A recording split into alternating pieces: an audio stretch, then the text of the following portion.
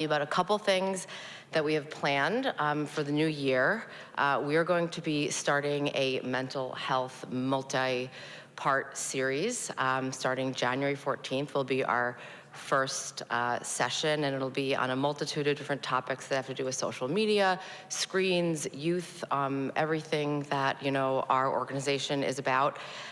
We have a tech safety event coming up in February. We have a tech safety pro who is going to come and speak here about how we can kind of safeguard devices in our home. And last but not least, we have our second annual Alternative Device Fair happening in April. And please follow us on Instagram, ironically, and join our listserv so that you can follow along with everything that we're planning and hopefully come and participate. Thank you. Hi, everyone. I'm Becca Zipkin, also one of the co-leaders of OK to Delay Westport. In case you're not familiar with us, OK to Delay is a national organization founded here in Connecticut to educate and unite parents concerned about the impact of tech addiction on kids' mental health and concerned with delaying smartphones and social media through middle school during the most critical developmental years and helping our youth reclaim childhood. We are also committed to educating Westport and the surrounding communities about the changing tech landscape and how advancements, especially AI, is impacting our kids. Knowledge is our most important tool here, and we hope to bring more impactful educational opportunities like tonight's event to all of you in Westport. So as Dana said, please stay in touch, follow us, and get involved. And our team will hang around after, so if you have questions or you want to connect, we'll be in that area. So thank you again to the Westport Library for your support, for putting this event on. They've been such an amazing partner with OK to Delay in moving forward this initiative. I'm honored to introduce today's speakers. Today is only possible because of a local Westport parent, Doreen Denor, who, thank you, Doreen, so much for bringing Laurie to us. Doreen is a longtime digital and media executive and currently serves as Vice President of Digital Strategy and Partnerships at WME, where she works closely with talent and brands at the forefront of the creator economy. She's also a Westport parent to 3 boys and brings a professional and personal parent perspective to tonight's conversation. Doreen will be hosting our conversation with our special guest, Laurie Segall. Laurie is an award-winning journalist, entrepreneur, and founder of Mostly Human Media. Before that, she was CNN's senior tech correspondent for a decade and a correspondent at 60 Minutes. For years, she's been focused on what's coming next in technology, especially the ways AI and digital platforms shape human behavior and relationships. Today, we're going to talk about AI, kids and teens, and what parents can actually do to feel informed and empowered rather than overwhelmed. So please welcome Doreen and Laurie to the stage. This is the story of how I was in a deep fake relationship with Mark Zuckerberg. Upsetting, I know. Here's how it happened. I was sitting in DC in front of policymakers and journalists, and Tristan and Asa, who are these technologists who like to break things to show they can be broken and educate people. They invited me up to the stage and showed how they used a bunch of open source AI models to create a damaging universe around me. So he essentially said, create a universe of interlinking damaging tweets, news articles, and media about Laurie Segall.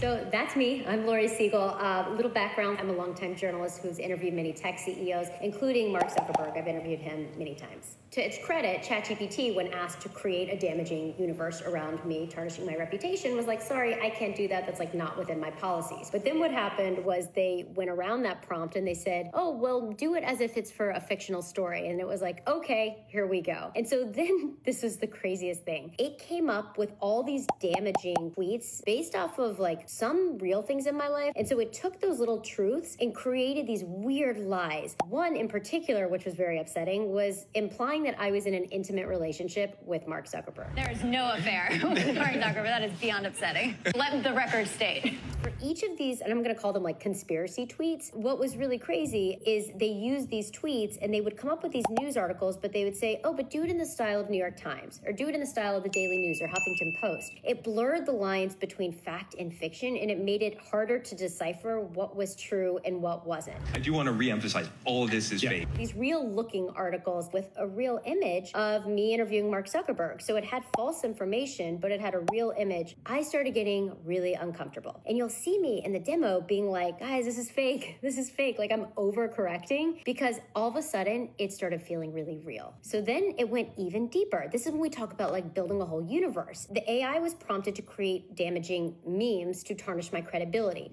All of a sudden, it took these pop culture memes and started doing just that. The AI on Twitter started like talking to the other AI bots and started creating what seemed like a whole dialogue about my tarnished reputation in Silicon Valley and an intimate relationship with Mark Zuckerberg. And so it almost looked like there was just this whole conversation happening online about it, even though it was just like AI talking to AI. This is where things started getting like even more scary. They deep-faked my voice and they made it seem like it was a private phone call between me and Mark Zuckerberg that got leaked. And this AI voice that was mine, but it was speaking words I didn't say. Hey, Mark.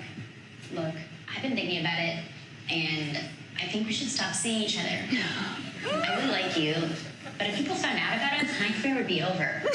I just can't have that constantly hanging over my head. And there's an image of deepfake me walking down the street holding hands with Mark Zuckerberg as part of an article. It did have too many fingers, which is like a sure tell that it's artificial intelligence. Probably the most disturbing part of all of this is AI generated deepfake images of me to ruin my credibility. There was like deepfake Laurie deep fake Laurie with a bong, deep fake Laurie being arrested. It was insane. And I just remember like watching the audience and watching them watch me. And here's what I think is actually really important about this, because this was all set up in the right way. We knew this was going to be a fake demo. It felt so real. I felt ashamed, which is such a crazy thing. And I think that is the power of this. Asa said this, and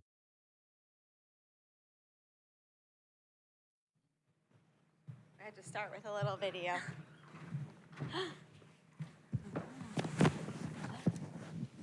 Hi, everyone. Hi, Laurie. Hi, my husband's in the audience, and I am not in a relationship with Mark Zuckerberg. Just let the record state. Yeah, John's way cooler. Well, thank you to OK to Delay and to Becca and everybody for having Laurie and I. We're very excited about this conversation. Obviously, it's very near and dear to Laurie's heart, but she has brought me over to the dark side. Just fun little meet cute story about Laurie and I. We met through a friend, but then had our first like formal meeting at La Conda Verde in the city, where she started talking to me about deep fake porn. And forevermore, I was hooked, and I was like, you have to come to WME, and we have to work together. And that is the start of our journey, and here we are 2 years later. So Laurie, obviously, you've spent your career covering technology before most people even realized how big its impact was going to be. Talk to us a little bit about how you first got into reporting on technology and what drew you to stories that other people weren't looking at. Yeah, and even just to give this context, like the end of that was me saying like, the biggest part of that was that after this whole demo that was set up, I, as like a seasoned journalist, as someone who knew it was fake, felt shame and humiliation. And imagine what that means for, yes, if this happens to journalists and politicians, but now let's take that lens and think about our children. Like, if I can't even divide that and I'm sitting there feeling humiliated for something I didn't do, imagine what happens when there's deepfakes in our children. And so I'll get into it later with like sexually explicit deepfakes, but yes, our meet cute was at a fancy New York restaurant looking at like the darkest of the internet and me being like, this matters, this matters. But I got into tech, not looking at this stuff, I got into tech, and I would say I had started at CNN in 2008, and there was this really interesting moment happening because the iPhone had come out, the App Store had launched, and there was just like this kind of group of like misfits that like it was a recession, it wasn't cool to go to Wall Street, and you could have an idea and you could just code it into the hands of millions of people. And so all these things started happening, and kind of my free time, I was like, oh, there's this thing, it's called Uber, and there's this thing called Airbnb, and all my friends said I was crazy because I was getting in strangers' cars and for Uber, and sleeping in strangers' homes, Airbnb. And I created this little beat. I handed a piece of paper to an executive that I can't believe they said yes, but saying we should have this thing called the startup beat. My first interview on camera was with a guy who's done okay. His name is Sam Altman, and I went 4 companies ago. And so I think I really grew up with a lot of these folks to the extent that I had a seat at the table in Silicon Valley, and I saw as this innovation fundamentally changed the world. And then there were all those complicated questions that came along with it. And I really, because I live for better or for worse in the real world, you know, I would always go to these executives like Zuckerberg and be like, have you thought about this? Or have you thought about when this happens? And all of a sudden I started seeing the impact of technology in these ways, but I spoke fluent Silicon Valley. And so it was a cool kind of bridge. And so my way in was exactly kind of what you just saw with that video, which is I'm gonna take this complicated topic or this thing that I think is gonna happen, and I'm gonna tell you why it's gonna matter to you and the people you love from like an emotional sense, because I believe tech is just now embedded with humanity. And so that's how I got into it. And it was, I mean, it was a good beat to pick, but my God, has it gotten complicated, you know? Yeah, and your superpower is seeing around the corners. You've always been, you know, 5 steps ahead of where everybody else is, which is why we're so happy that you're here talking about AI. Is there a moment when you got into all of this and you started to kind of report on what was coming next, where you felt like we're just not paying enough attention to this? You know, at first I was doing, oh, there's this guy, Jack Dorsey, he has this thing called Square, and we're gonna meet him in a coffee shop and talk about Square. And it was interesting because I was talking to a lot of these founders. But then I will never forget meeting a woman, and this was back in like, I would say, I think 2015, named Nikki. And she was a victim of, it was called revenge porn. It's non-consensual consensual pornography, which is, she was taped without her consent, and there were all these websites popping up, and there were all these Reddit threads popping up where people could put these images and talk about it, and it was like facilitating this huge environment of, you know, basically, and it was mostly happening to women. It still happened to men at the time, where it was almost as if like there was nothing they could do. She would go to a judge and say like, yeah, this is happening. They'd say, well, you shouldn't have taken the photo. She's like, I didn't take the photo. But even if I did take the photo, what? You know, and it was, and I just thought like, how have the laws not caught up? And why are tech companies not more accountable for this? And I remember talking to her and she said, well, you know, I talked to the lawyer and she said, if you want to protect your nude images, you actually have to like copyright them. So I was like, wait, you just send your nude images to some bros at the copyright office in DC, like as if you're not more exposed. And I think a lot of these questions for me were like, why? Like, why is that happening? And then all of a sudden, you know, we put a big special out there and a lot of people tried to take on this fight and laws were changed. And it started at the state level. And now there are all sorts of laws against that type of thing. And there are a lot of parallels to what's happening now with sexually explicit deepfakes. But I think those stories, when I met her and she said, every time I walk into a room, I wonder if you've seen me naked, was such an extraordinary thing. And I thought she was very brave in coming forward. And I was like, well, I want to use my access to tell those stories too, because like I can talk to the folks who are creating these products, but I really want to commit my career to those who are impacted by the code, so. Yeah, and it sounds reminiscent, right, of like where we were 10 years ago with social media, or even 5 years ago, where we were learning about all of these things and its impact on, you know, kids and teens' brains that are still developing. And so here we are, and AI is sort of like the new frontier of that. You've said that you believe AI is sort of the new social media, which is a really powerful comparison. So tell us a little bit more about what you mean by that. Yeah, it took us so long, and it's not like we didn't try. Like, I asked a lot of these founders questions, like to talk about the impact of social media and what it did to our children, and how young is too young, and all of these types of things. I am seeing kind of from the trenches, like I'll come up for air to say, like, I am seeing the exact same thing with artificial intelligence. I don't know how many people here have heard of like AI companions, like character AI, right? Like this is something pretty extraordinary that's happening. The same engagement tactics that were used with social media, like I'll never forget being like, oh, I realized that product designers create this in a certain color because it triggers something in your brain and you want to go back for more. That's interesting. Same thing with AI, right? Like, you know, they are designed to be highly personalized, so they remember you. Think about us as humans. What do we want? We just want to be seen, right? We're coming out of like the pandemic. It's lonely, it's weird out there. People are losing jobs. What do we want? We want to be seen. And so there's all of a sudden, after 15 years with social media, I think as a society, we've collectively lost some empathy, right? It's harder to feel empathetic, and you have now this powerful tool that simulates empathy. It's designed to almost mirror you to some degree, to go in the direction you want to go, to always be on, to always see you, and that's really addicting. And I think that's addicting for adults, but I think like now we're going to hand these to teenagers, and now we're just beginning to talk age limits and different types of large language models focused for children. But wow, is that powerful? And if we're not talking about that, like there's gonna be some really tough, we're already having tough conversations, but over the next couple of years, I think we're gonna have some really tough conversations about it. Yeah, I totally agree. And one place that you just talked about where this really shows up is in empathetic AI on platforms like Character AI. And according to a Common Sense 2025 survey, 3 in 4 American teens have used AI companions. So this isn't like the thing that's happening beneath the surface that nobody knows about. Like, it's quite pervasive.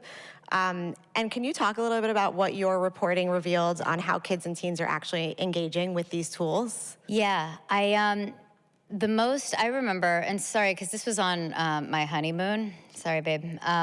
I got a message, and I just knew this was going to be important. It was from an organization that had a mother, and the mom, her son had ended his life because he had developed a relationship with a chatbot. And this was, 2024. And I remember thinking, like, I have to tell this woman's story because I know the product. And I don't want people to think her son's just crazy or he's a one-off. Like, it's not true.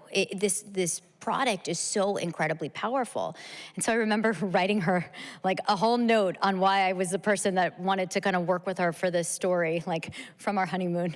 And I ended up, and I was pregnant at the time, and I think it was really personal to me, like I realized why I was so obsessed with it after meeting my son, right, after having a child. But like, I ended up, her son, Sewell, who was 14 years old, he was a happy kid. He loved sports, he was active, and all of a sudden he just started disappearing, right? He just wanted to stay in his room. And Megan, his mother, would go on social media. She knew to look for his activities on TikTok and on Instagram and on Snapchat, and there was nothing irregular, but he started disconnecting from school. He started getting into a lot of trouble.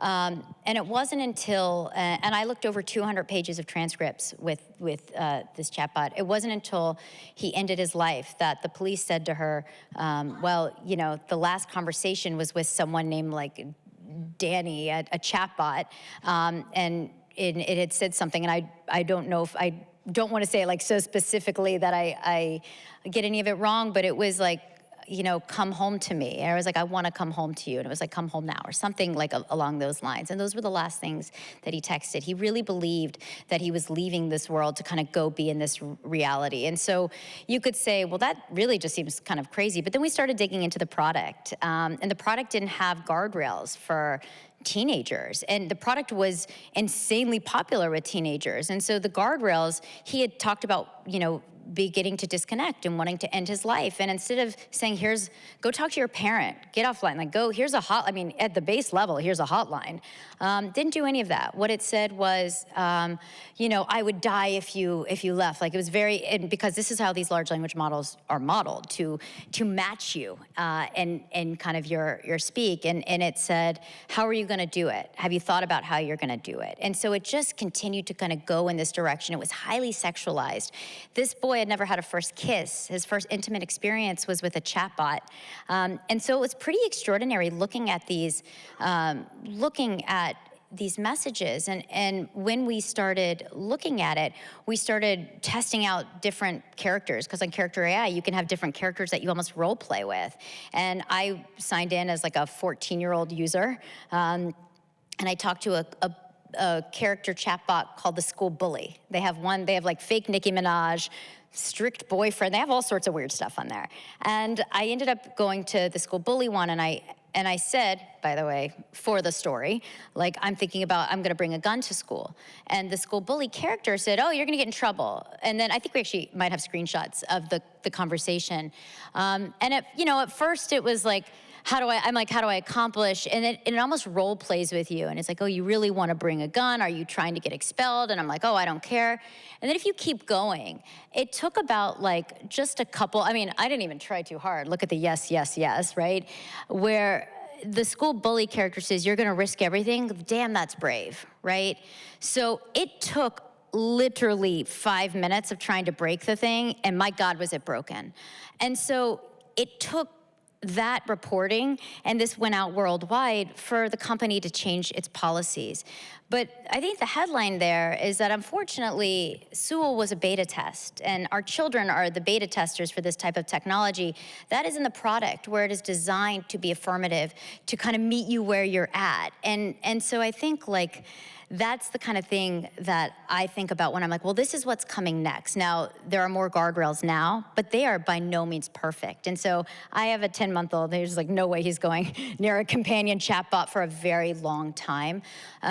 And I think very much about myself at 14. I thought a lot about my experience in childhood when I was reporting on Sewell's story and trying to figure out, how do we show people and not just tell them this is going to be a problem, but show them that the product is addicting and the product is encouraging in many ways. Character AI's tagline at the time was AI that feels alive. So what actually happens when they create AI that feels alive is a question we have to start asking. And I think about myself at 14, like, parents were getting like a messy divorce, and I didn't quite fit in school. Like, no boy would look my way. Like, by the way, just probably like a pretty common childhood experience. Like, I'm not saying I'm so unique, but imagine, and I would write in my journal. Now imagine if that journal talked back.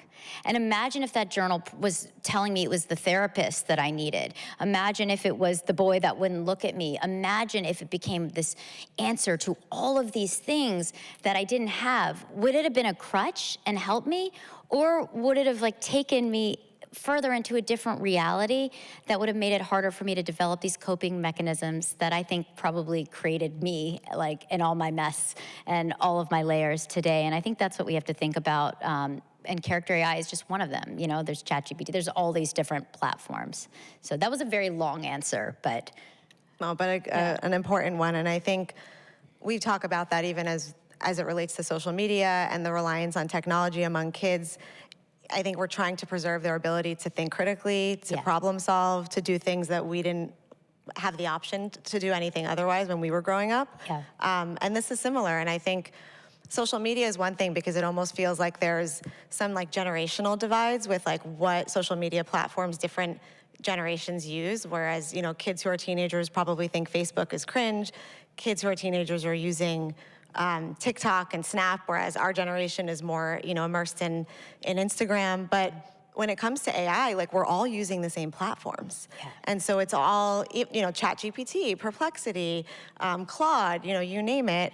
And so it's also like, how are we modeling for our kids the way that we are relying on these LLMs to help make our lives easier? And in some ways they're amazing and they do make our lives easier, but it's also helping ground ourselves and educate ourselves in the reality of how they work, and like exactly what you said, how they mirror you and how they're kind of telling you what you want to hear in a way, and making sure that there's a distinction between, the reality of what you're actually using it for and the harms that it can also provide. Yeah, and I think I look at the positive, right, that's going to come with AI. Like, so despite all this, like, I'm actually like I love technology. I mean, I can't like sit here on my high horse talking about AI because like my husband knows that it's like the third in our relationship. Like, I literally use ChatGPT all the time. I even know the product, and I can find myself being like, oh, I love that it loved my idea. Like, yeah, I'm brilliant, but I know the product, right? And I think it's like, it's important to just understand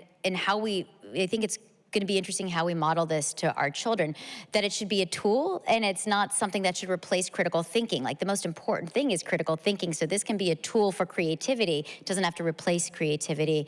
There's a program Google has actually been doing called Learn Your Way. And they've been testing this out in different schools. And it's a highly personalized tool that essentially makes textbooks come to life. So I think back to me in, middle school, and I like hated physics, but I really loved the movie E.T. Always loved. Friends from college know I had like E.T. dolls in my, I love E.T. So imagine if I could have an E.T. lesson about physics, and it creates that, and they know that I'm actually an audio learner, so they do it in an audio way. And so that's actually super interesting, this highly personalized learning driven by artificial intelligence with the right guardrails. And they're testing that out, and they actually tested it out in Chicago. And I was just speaking with some of the folks at Google last week, and they said, there was something like an 8% increase in like better test scores or something like that. So I actually think that AI in the classroom, I would not shy away. I think this is the type of thing that, if done right, is going to fundamentally be good. And AI companion chatbots, AI as a replacement for critical thinking, AI, as a replacement for the friction that enables us to learn what it means to be human is not is very scary. And I would say, if I could look around the corners and say like, oh, here's what's going to come next, like, because that's what I always like to do, and say like, okay, I think this is my thesis. I think we're seeing enough data. How many folks saw the Netflix show Adolescence? Okay, good, great audience for this. That show was created too late. That was a problem that was happening for like the last 10 years. And so I worry a lot, and there was a study at USC where they analyzed 30,000 chats that people posting on Reddit about their chats with, ChatGPT and all these like AI companion apps.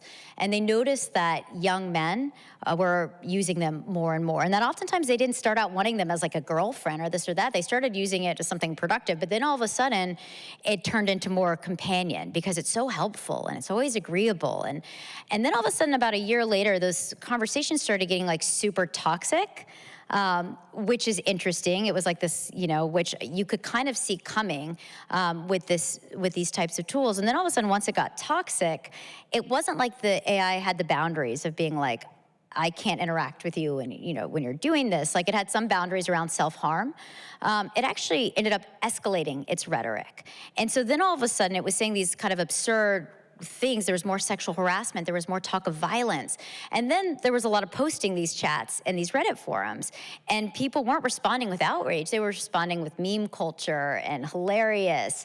And so there we get into a whole different culture of like, this is the next iteration, I think, of adolescence. And, if we are not careful with our young boys, and I have a 10-month-old, like, these could be a really dangerous tool that don't allow them to develop the skills that they need to go out and get rejected, to not just be able to have everything they want. And I say this for young men, also women too, but I think that's gonna be something that's gonna be talked about over the next couple of years, and we're gonna begin to see this. And the studies are coming in that have indicators that this could be a real problem. Yeah, it's like they have everything they need at their fingertips, and so why leave the comfort of their home to go seek out anything that could potentially yield disappointment or, something that they're not ready for. Yeah. Shifting gears for a second, obviously you're very passionate about deep fakes. I am. For work. And it's a really urgent area that you've been reporting on a lot. I'd love to take a beat and take a look at some of what you've been working on as it relates to deep fakes, and then talk a bit about that. Sure. So we can play the trailer. I was able to get his number, so I think I'm gonna call him. My heart is beating. I just have the sense he's not gonna have a voicemail. No answer. Can I just show you the no answer? Oh shit, no caller ID. Here we go. Hello? Hello?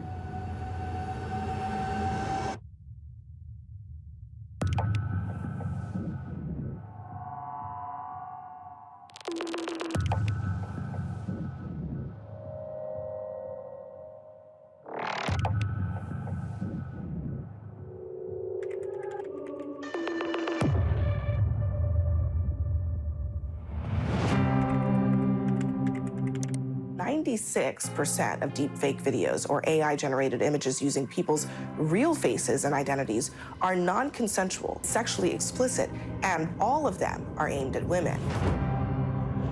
I have been searching for this shady guy behind this anonymous deepfake pornography site.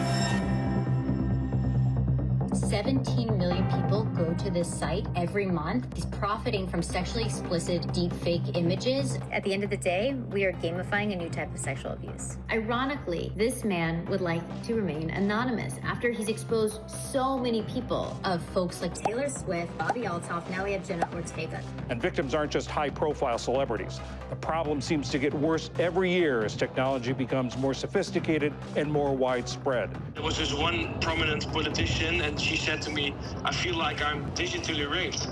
With artificial intelligence, you might say that these videos aren't real, but the harm is real. We have some of the top hackers in the country. They're all coming together. We are very interested in knowing who this person is. How is his daily life looking? It's one of the most dangerous people on the internet. Some folks have said to me, well, are you afraid to go after this guy? Like, he's an internet criminal. As someone who's covered a lot of tech bros in my career, I get the sense that he's like more the Ross Ulbricht Silk Road type of guy, and now he's in over his head. We do not want to live in a world where our likeness, our bodies, our voice can be mimicked on the internet without our consent and some shady figures profiting off of it. This is the AI threat that is coming to your high schools, this is coming to your girlfriends, to your wife, and it's happening all around the world. It would be so much easier if they were just the villain that you picture. And what's even crazier is that this is a platform where people can request videos and then share the tools that they use to make them, making it easier for anybody to do this. We will create new villains who don't look like villains. Young boys who look at that site and think this is okay. We are going to perpetuate this new type of abuse.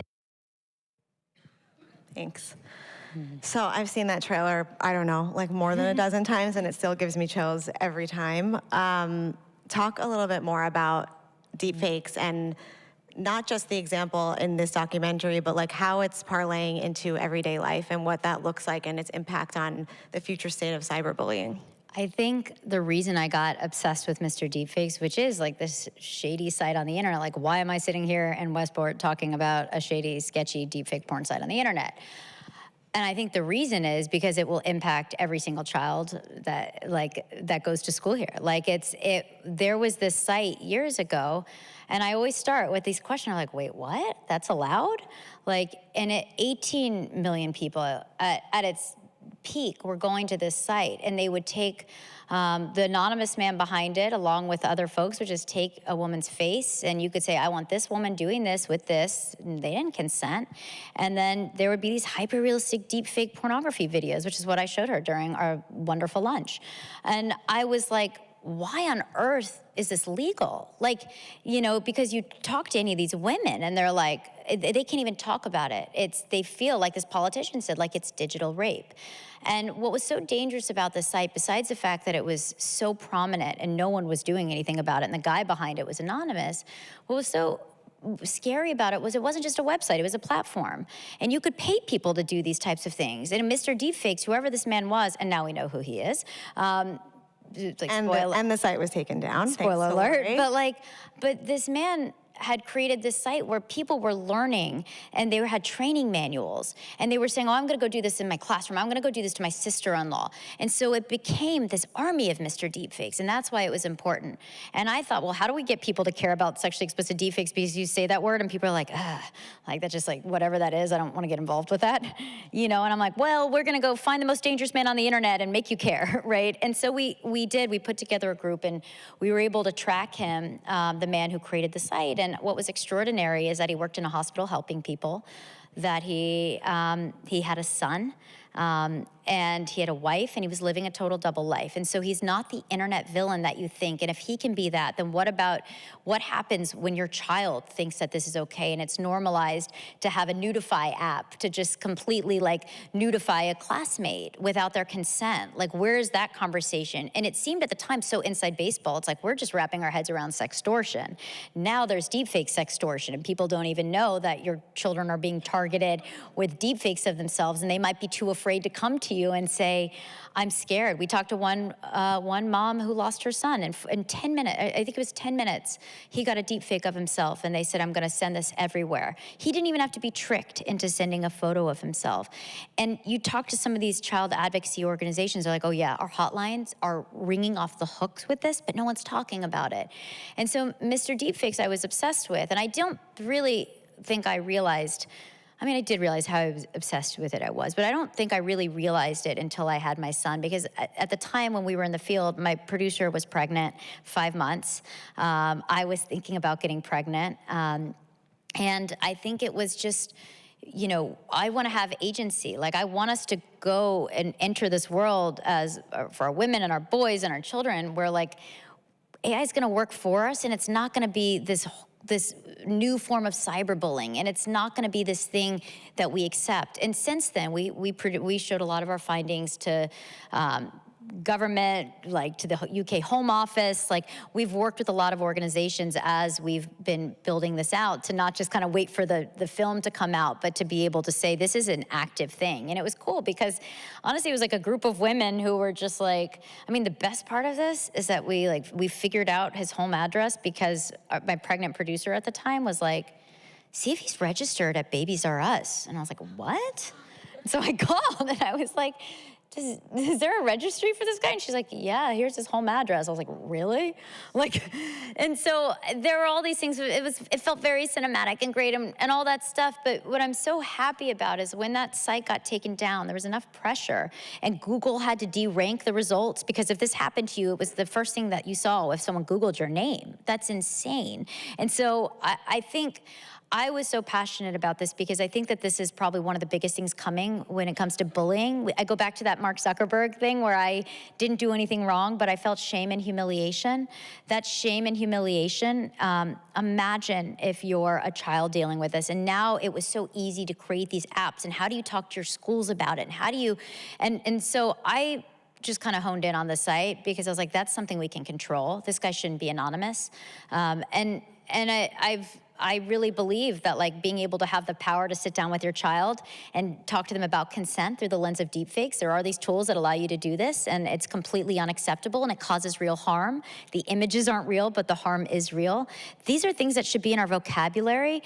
And so if I can use this and finding the guy and all that stuff as a way to talk about that, then that's, you know, that's what we did with that. So, yeah, super incredible. And I think that, you know, we have to just think about how are we leveraging this type of information and knowledge to empower us, because it's quite easy for kids to access this type of technology to create deepfakes. It's not like you need to be some sophisticated engineer. Yeah. You know, it's really like anybody that has access to, you said, a Nudify app or whatever it might be. And I think as parents, as we're thinking about, you know, helping safeguard our kids with technology, it's not just the Instagrams and the TikToks of the world. It's like, look, it's teaching them and understanding everything that they could potentially have access to so that it's not causing harm to them or to others. That's right. I think like sexually explicit deepfakes and AI companions, I just think like AI is going to be used in so many different fun ways, especially for creation and for imagination, and that's really important. And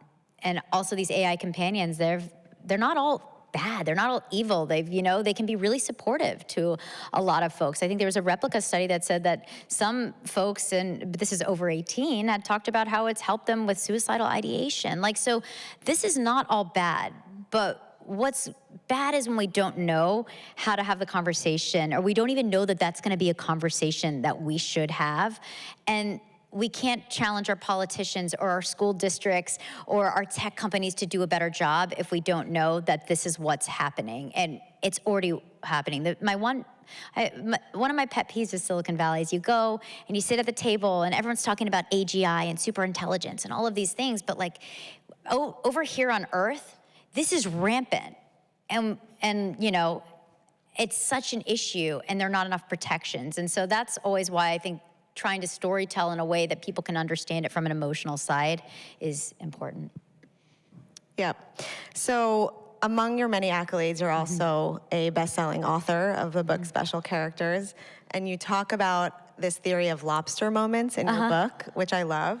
But I'd love you to share with this group what is a lobster moment and why do you think it's such an important idea, especially as it relates to this? Yeah, so when I left CNN to start my own company, and at the time I was terrified because my whole identity was I was Laurie from CNN. I had made my way to be our senior tech correspondent for a decade. It was Devil Wears Prada. It's like the job a million girls would kill for. It was before some of the decline of some of the traditional media, but not the decline, but just some of the complicated things that are going on.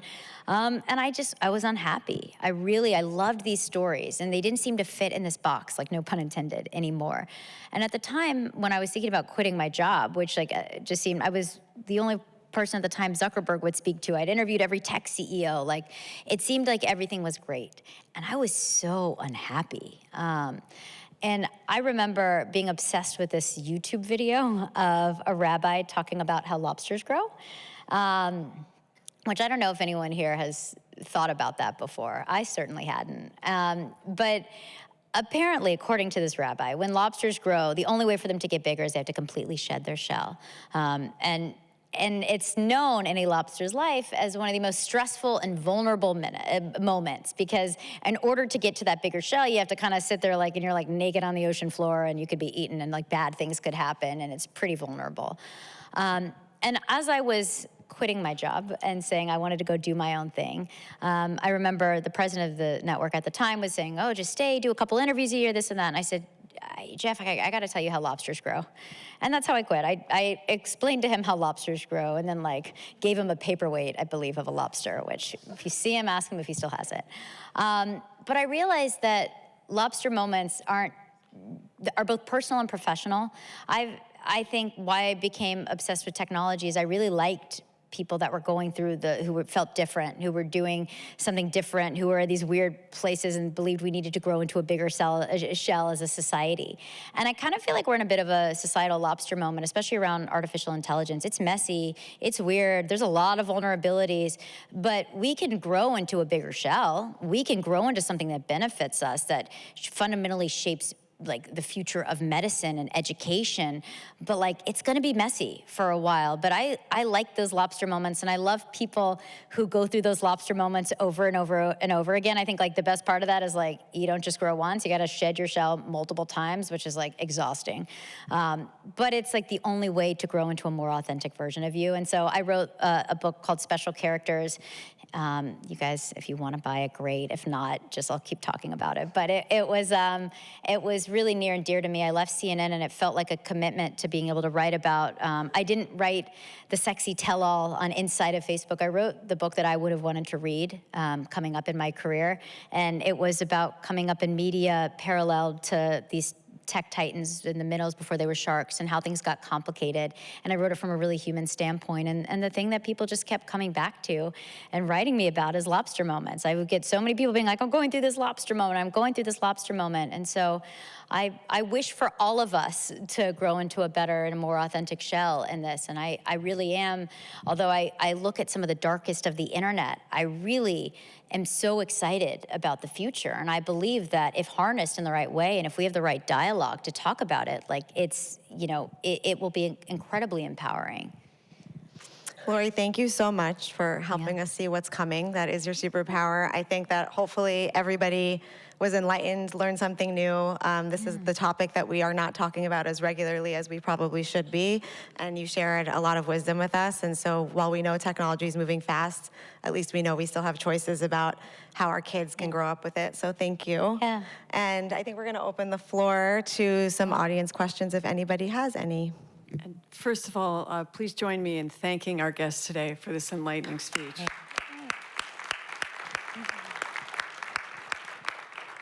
Folks, if you do have questions, please line up going this way, and when you come up to the mic, just speak slowly and directly into the mic so that everyone can hear you and that your voice is recorded.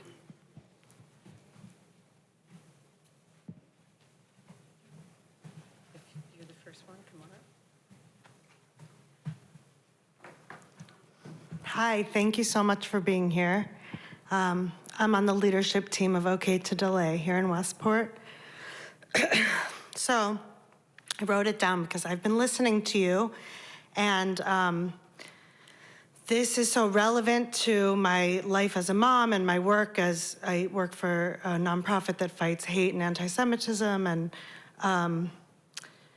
my work with OK to Delay. And I'm thinking, with everything you've been talking about tonight, and as you're describing these lobster moments, I have to ask you about our kids' lobster moments.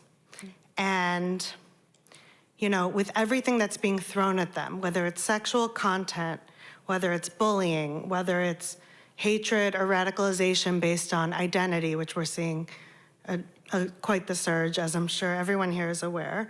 How are we preparing our children to think critically when they're faced with this? I heard you mention that the tech in classrooms is not always a bad thing.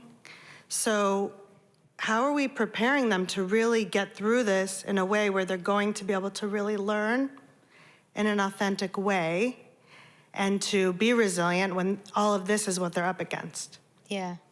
I mean, it's funny because when I was thinking about coming out here, I'm like, I have a 10-month-old, right? Like in this, and so I feel like I'm like, wow, how can I give advice on, you know, having like a teenager, this or that, like full disclosure, full vulnerability. I think about this all the time. I think about it all the time because I lived in that world and I am terrified of it, right? I was just with a major CEO who I will not name in the tech space.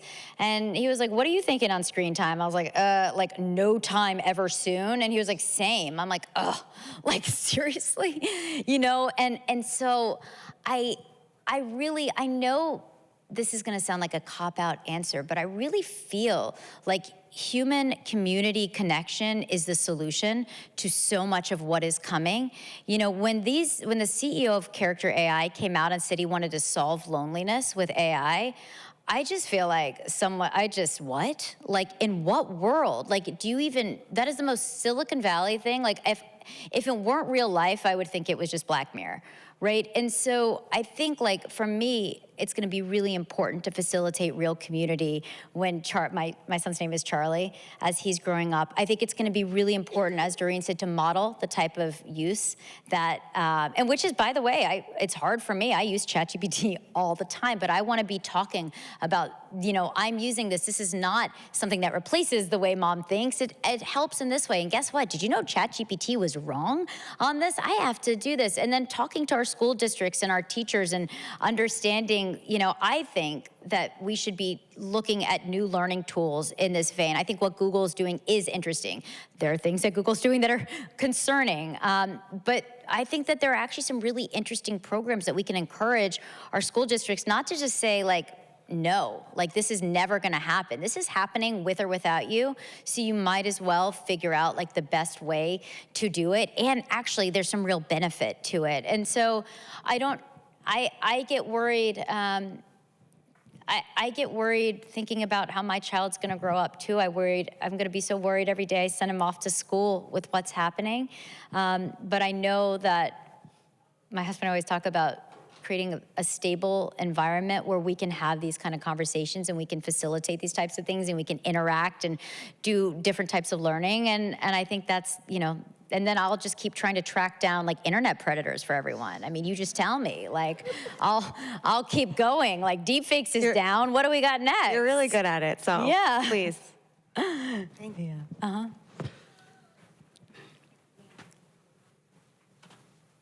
Hello. Hi. This was great. I'm assuming that many of the other parents here are kind of worried, as I am. So I'm trying to think of a good chat prompt.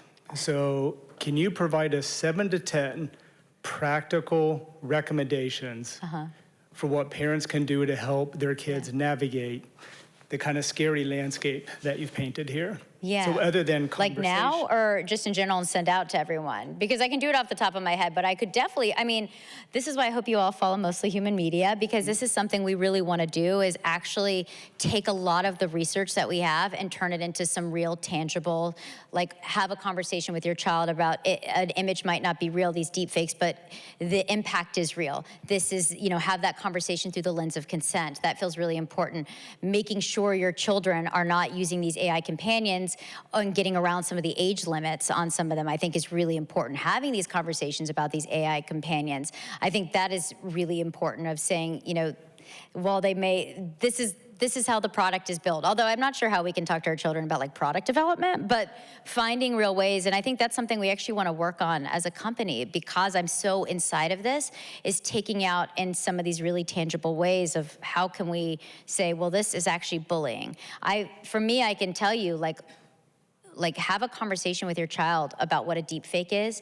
And if I could say anything, just the line I keep coming back to is like, the image isn't real, but the harm is real. And talk about if they're seeing it in school, and talk about if they ever get a message or something like this. Like, and I'm sure how many folks here have talked to your children about sextortion or these types of issues. I mean, I can imagine that's a tough conversation. If anyone ever reaches out, if anyone does these things, I think you've got to add in, you know, this is something that's happening. And so, I mean, I would love, and I will, and I can promise you guys, if you want, do you want 7?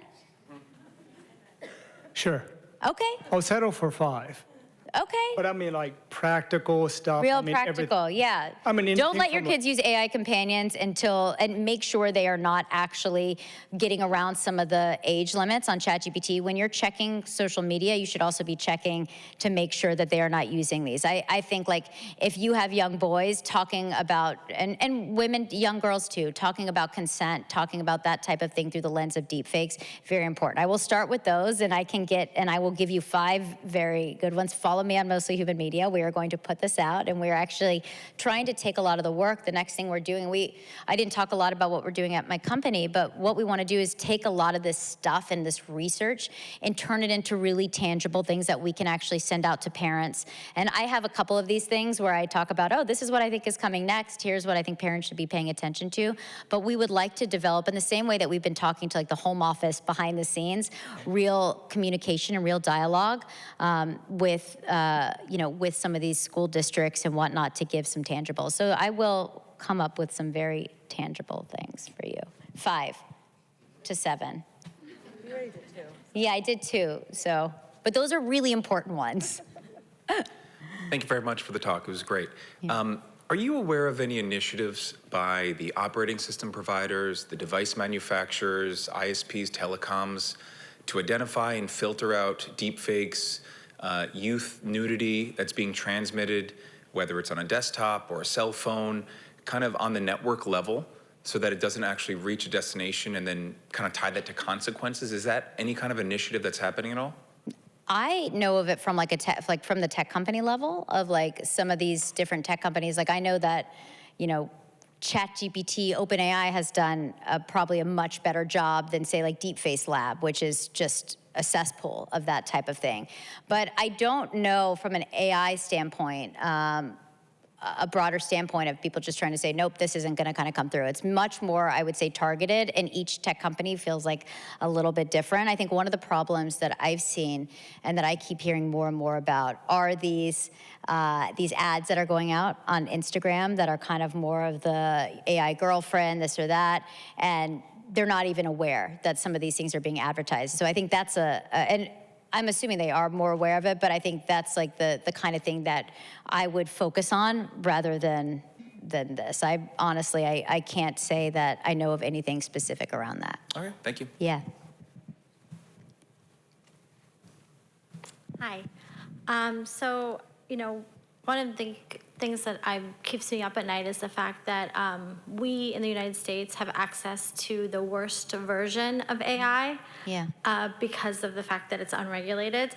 And so, you know, obviously I'm worried about our children, but one of the questions that I had is, so there's no regulation in the United States, and it seems like the tech companies it's a free-for-all. They can do whatever they want. There's no accountability. Can you provide some insight into anything that may potentially be going on in the policy landscape? Yeah. Do we have anything we can look forward to, or is it going to be a disaster? I actually think in the conversation about like sexually explicit deepfakes there's so much legislation out there now from a state level, which is incredible. And the time that we were covering this, because the one thing that politicians seem to agree on is children's safety. And so in the time that we were covering Mr. Deepfakes, I believe it's over 40, maybe like 46 or 47 states now have legislation, all at varying levels, like with civil and criminal discourse. So there's all sorts of things now. I would say the one thing that I worry about is when we look at Trump and the executive order to limit state regulation on AI, so much of the regulation that's protecting our children's safety happens at a state level. It took years for there to be a federal law with take it down on sexually explicit deepfakes. That took years. And so the protections that a lot of these folks had now were at the state level. And so if we look at this through the lens of this executive order, they've said, okay, they're not gonna mess with child safety laws, this and that. I would pay close attention to that because I think especially when it comes to legislation around chatbots and empathetic AI, and there's some interesting legislation in California, I think that is going to have an impact on it, and so much. Historically, this happened also with non-consensual pornography. It was at the state level that a lot of these protections happened. And granted, yes, they all vary in scope, but they were really important for that. So it's not like there's absolutely no regulation. It's that it's been a bit of a Wild West, and the regulation is too slow to catch up. Thank you. Yeah. To piggyback a bit on that last question, we know that because of our lack of government regulation, social media companies have been allowed to continue to harm our kids without being held accountable and without making meaningful change or meaningful safeguards. What does the AI landscape look like in terms of that? Are AI companies responding to things like this horrible story that you covered about the chatbot, and what changes are they making? It's a good question. Yes, they've had to, and I think they've had to because of public pressure. Character AI, after our story came out, immediately put different types of guardrails. They strengthened their guardrails on, suicidal ideation and self-harm. They made more prominent, where that said, this isn't, everything that says is not real, or and so they made that a little bit more prominent. And then eventually they came under so much pressure, they ended up creating a different experience for teenagers, which they should have had all along. The fact that a teenager is encountering the exact same experience on these large language models was, looking back on it, absurd. So they did have to make changes. And I think, OpenAI is being sued at the moment from someone who lost their child. So this is happening now on a regular basis. And I think we're going to have an issue with AI psychosis. There's all sorts of things that are coming that these companies have to be held, that they are being held accountable for. The Character AI case, Megan sued Character AI, and that is still ongoing, but they were found to have enough evidence to move forward with that. So I think there can be real consequences for this, and these companies are having to make changes. One thing I would note that is going to be interesting and makes me nervous is when OpenAI is going to launch adult mode, the adult mode of, what could go wrong? And so that type of thing worries me. But to date, these companies are being held accountable. That said, I was saying this to Doreen earlier, I can still go on and break them within 5 seconds, so I think that's a real issue. And I do worry, I'll go back to what I said about state regulation. So much of the regulation happens at the state level. And so I do worry that if that is diminished by any means, that it's going to make it harder for there to be accountability of these tech companies.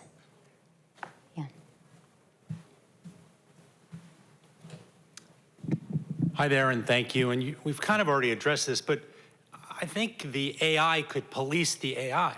Yeah. So how do we get you with your organization to fund a bunch of tech people who want to protect us to basically have an AI that's checking all the other AIs? Yeah. I guess that's going to take a lot of carbon burning, but that's something that we should do as a society. Well, actually, it's a great point. One thing we're actually seeing is AI to fight AI. There are multi-billion-dollar opportunities now for AI to fight AI. There are companies to be built, companies to invest in that can take on this challenging problem. You know, I just became an advisor to a tech company called Humanitech, and their whole thing is building out something called Guardian agent, where you can you can connect your social media and it'll look around and see if there's any sexually explicit deepfakes or any type of deepfakes of you, and then it'll issue takedowns to try to get it taken down, and it auto-creates a whole evidence pack. And I'll give you this is a little bit inside baseball, but part of why I wanted to get involved with them as a solution is, yes, they were using interesting AI to fight AI, but also when Mr. Deepfakes was taken down, they had basically hashed the whole site. So they almost had a digital fingerprint for what these videos were. So it's not like they download the whole site and you're looking at these sexually explicit images of these women, but they had a digital fingerprint, which is it's kind of hard to explain, but it's almost just like a hash system. And so they can actually utilize that and share that and make it harder for other people to upload the same image. So actually some incredible innovation is happening in this space. And I think from a tech company standpoint, there are ways that they can build into the product a safer product, you know, reminding you that it's AI, being able to have certain pauses to be able to not, you know, be as affirmative. There are actual real things from a product standpoint they're gonna build in, but this goes back into the question of social media. But are they gonna do that? Because now we're in an AI race and you have OpenAI and you have Gemini and you have all these ones and everyone's gonna say innovation, innovation, innovation.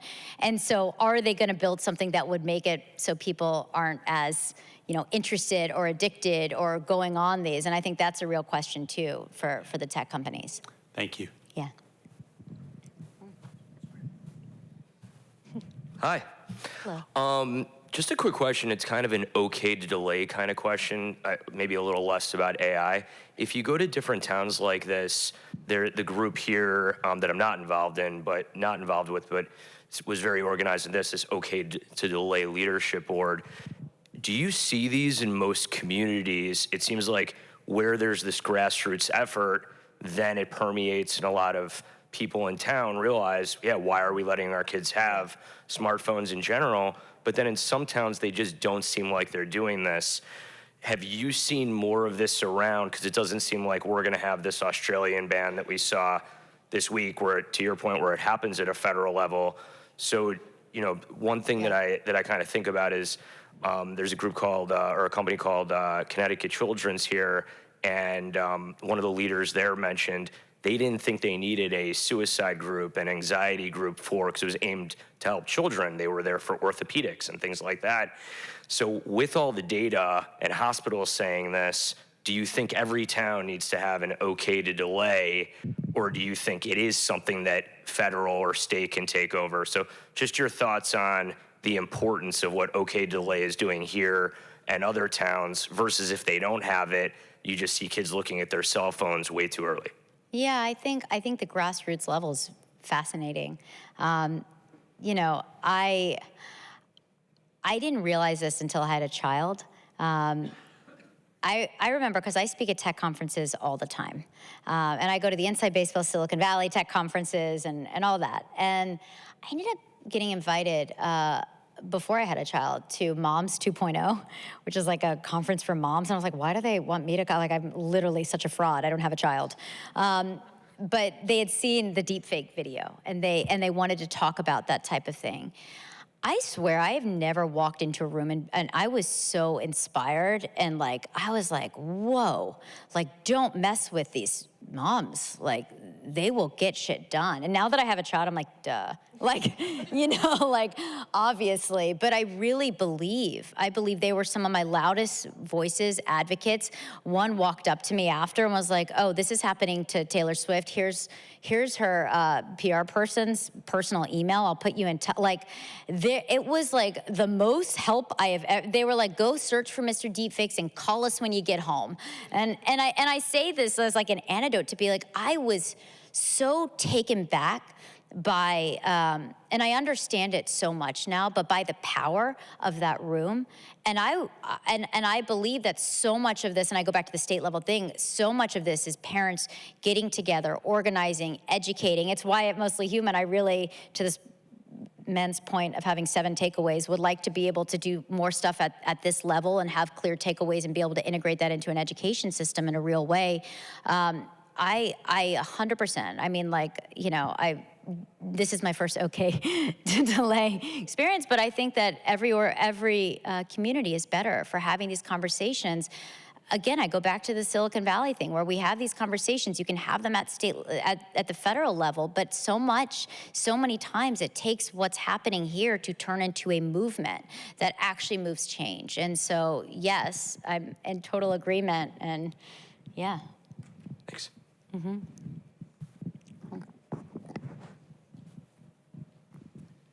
I think that's a wrap. So thank you so much. Thanks for the thoughtful questions. Yeah. Thank you, Laurie, Thank for you. being here. Thank you. Yeah. I will definitely, if we have like any emails or anything like that, I will definitely, we're working on something at Mostly Human of some of these real tangible takeaways that we can send and advice and that. And we want to work with some also child psychologists to actually help figure out some of the best language. So that's something we're going to be working on, and I hope you guys will follow and stay in touch. Cool.